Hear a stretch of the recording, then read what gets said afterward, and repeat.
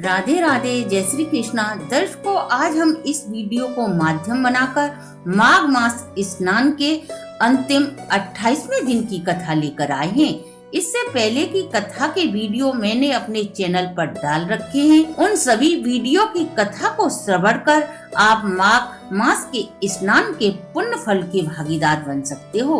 आइए अब माघ मास के अंतिम 28वें दिन की कथा में हम देखेंगे कि अच्छोत सरोवर की कथा और गंधर्व कन्याओं व बटुक के विवाह का संदर्भ। इससे पहले 27वें अध्याय में हमने देखा प्रेत पथिक ब्राह्मण से बार बार गंगा जल पिलाने का निवेदन करता है। तब पथिक प्रेत से कहता है, वैसे तो ये पवित्र जल में अपने माता पिता के लिए लेकर जा रहा था, परंतु यदि आपको पीने से आपके प्राण की रक्षा हो जाएगी तो यह जल में आपको अवश्य ही पिलाऊंगा, जिससे मेरा परिश्रम सार्थक हो जाएगा।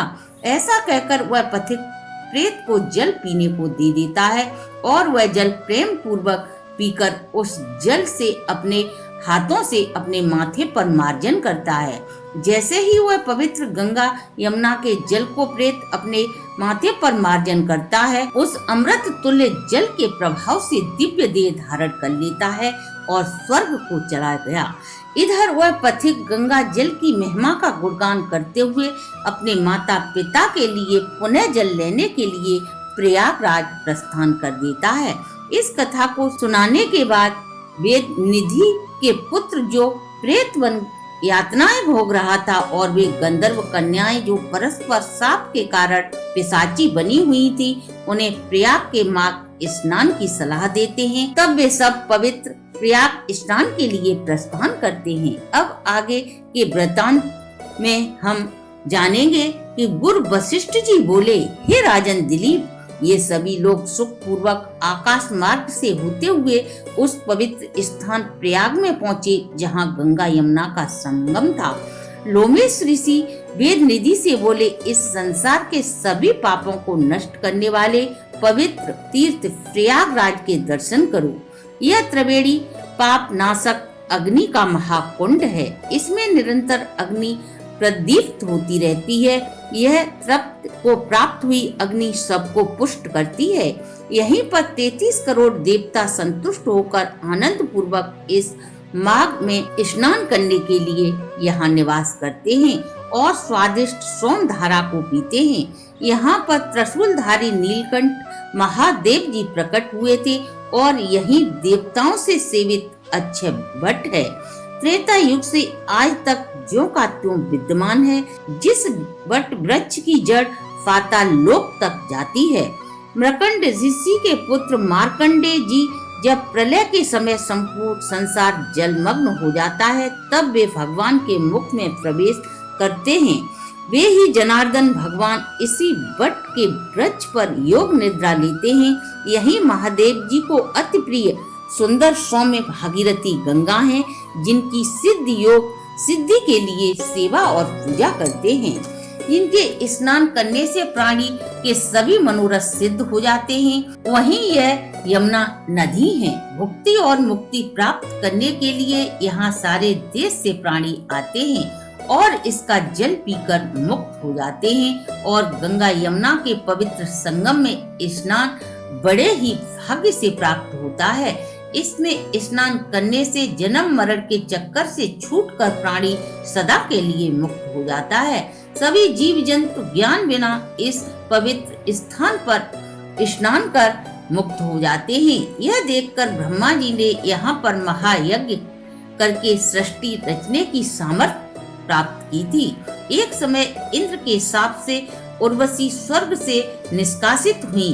तब वह यहाँ स्नान करके शाप से मुक्त हो गई और स्वर्ग चली गई। नहुस कुल के राजा ययाति ने यहीं इसी स्थान पर वंशधर पुत्र को प्राप्त किया था। हे द्विजश्रेष्ठ, इस पुण्य संगम में पुत्र चाहने वाले को अवश्य ही स्नान करना चाहिए। यहीं पर इंद्र ने प्राचीन काल में कुबेर के समस्त धन को स्नान आदि कर प्राप्त कर लिया था। प्राचीन काल में नर और नारायण ने हजारों वर्ष तक प्रयाग में निरंतर रहकर तपस्या की थी। यहीं पर जैगी सत्य सन्यासी महादेव के समान शक्तिशाली होकर विजयी हो गए थे तथा यहीं अणिमाद योग के अति दुर्लभ ऐश्वर्य को पाकर शिव की आराधना में तत्पर हुए। कश्यप ऋषि भी यहीं पर तप किया। कश्यप ऋषि ने भी यहीं पर तप किया। इसी तीर्थ में तपस्या करके भारद्वाज सप्त ऋषियों में 7वें ऋषि हुए। हे ब्राह्मण, इसी क्षेत्र में प्राचीन काल में आत्मज्ञानी सनकादिक ऋषियों में योग रूपी फल की सिद्धि को पाया।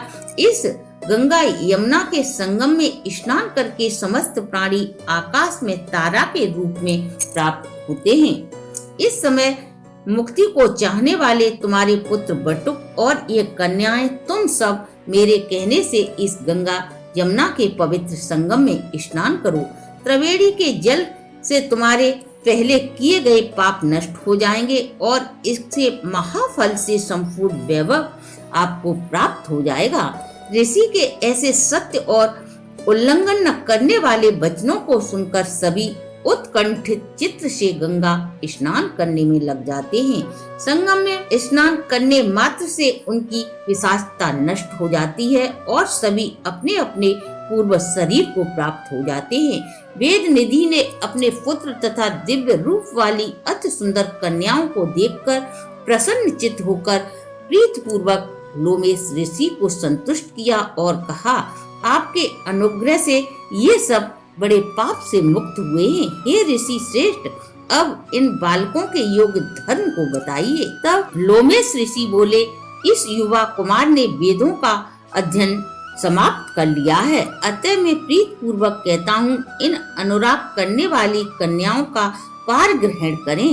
तब लोमेश ऋषि और अपने पिता वेद निधि की आज्ञा से उस ब्रह्मचारी बटुक ने विवाह की विधि से सुंदर द्रव्य और मंत्रों से ऋषियों ने मंगल गान किए जाने पर धर्म पूर्वक 5 कन्याओं के साथ विवाह किया।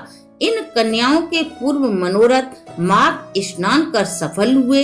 ये सभी प्रसन्न हुई और वह कुमार भी सुंदर प्रीत करने वाली पत्नियों को पाकर संतुष्ट था। लोमेश ऋषि उनको आज्ञा देकर और सभी से नमस्कृत होकर देवताओं से सेवित हो मेरु पर्वत पर अपने आश्रम की ओर प्रस्थान कर गए। तब देवनिधि अपने पुत्र और 5 बहुओं को लेकर प्रसन्नचित्त होकर कुबेर के नगर गए।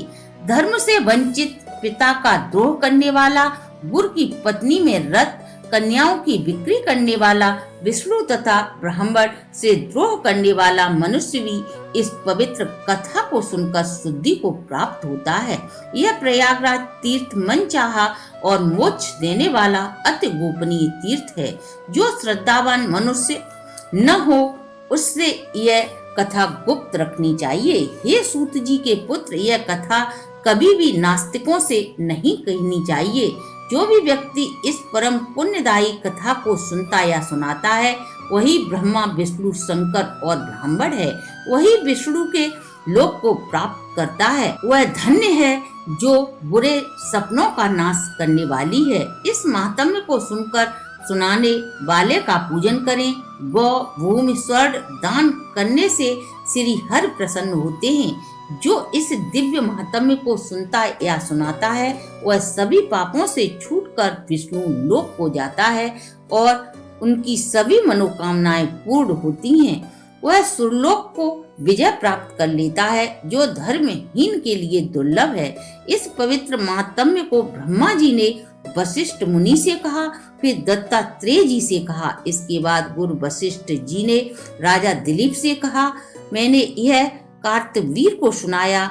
जिनके घर में यह महात्म्य सदैव पूजा जाता है उनके घर में सर्वदा लक्ष्मी नारायण का वास होता है। पुष्कर तीर्थ में, प्रयाग में, गंगा सागर देवालय में, कुरुक्षेत्र में तथा विशेषकर काशी में इसका पाठ अवश्य ही करना चाहिए। पुष्कर तीर्थ में ग्रहण के समय इसका पाठ करने से दुगना फल प्राप्त होता है तथा जो भी मन लगाकर इसको सुनता है और जो भी इसे बांचता है उस ब्राह्मण का पूजन जो करता है, गाय भूमि, वस्त्र, आभूषण इत्यादि अमूल्य पदार्थ दान में देता है, उसको कभी भी किसी भी प्रकार की पीड़ा नहीं होती और मरने पर परम वैष्णव पद को प्राप्त होता है।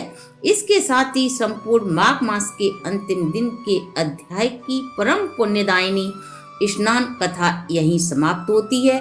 आप आपके परिवार पर सदा श्री हरि की कृपा बनी रहे, इसी शुभकामना के साथ अंतिम अध्याय को यहीं विश्राम देते हैं। अगर आपको हमारी प्रस्तुति अच्छी लगी हो तो आप हमारे चैनल को लाइक, सब्सक्राइब और शेयर करें।